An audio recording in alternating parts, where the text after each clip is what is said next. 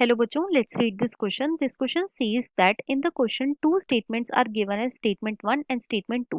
तो basically इस question में हमें दो statement given है, statement 1 and statement 2. Statement 1 is saying nutrient cycles are of two types, that is gaseous and sedimentary, and statement 2 is saying the climax community remains stable forever. And we have to mark the correct choices as option 1, both statement 1 and statement 2 are correct. Option 2, both statement 1 and statement 2 are incorrect. Option 3, statement 1 is correct and statement 2 is incorrect, and statement 4, statement 1 is incorrect and statement 2 is correct. अब अगर इस question के मैं की concept की बात करूं तो इस क्वेश्चन का जो की कॉन्सेप्ट है वो है बच्चों nutrient cycles. Let me right it over here. It is nutrient cycle. अब जो न्यूट्रिएंट साइकिल होती है इसे बच्चों हम बायोजियोकेमिकल साइकिल्स भी बोलते हैं. It is also known as biogeochemical cycle. अब ये जो बायोजियोकेमिकल साइकिल होती हैं ये दो टाइप की होती हैं. कौन कौन सी? पहली होती है बच्चों sedimentary. First is sedimentary cycle. और दूसरी जो होती है उन्हें हम बोलते हैं gaseous cycle. Second is gaseous cycle.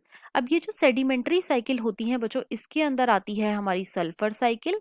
Sulphur cycle और साथ ही साथ इसके अंदर आती है फॉस्फोरस साइकिल.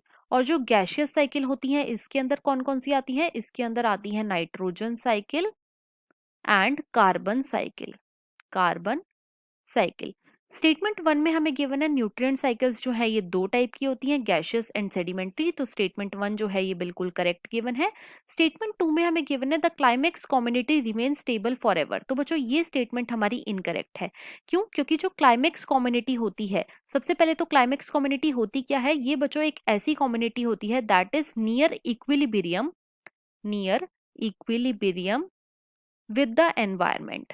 विद एनवायरमेंट के साथ जो है ये इक्विलिब्रियम में होती हैं. और ये तब तक स्टेबल रहती हैं बच्चों जब तक कोई एनवायरमेंट में चेंज ना आए. राइट? ये कब तक स्टेबल रहती हैं? जब तक एनवायरमेंट में कोई चेंज नहीं आता. तो इसीलिए यहाँ पे स्टेटमेंट 2 जो है ये हमारी इनकरेक्ट है.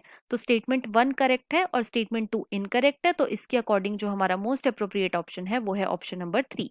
So the final answer of this question is option number 3. I hope you understood it well. Best of luck.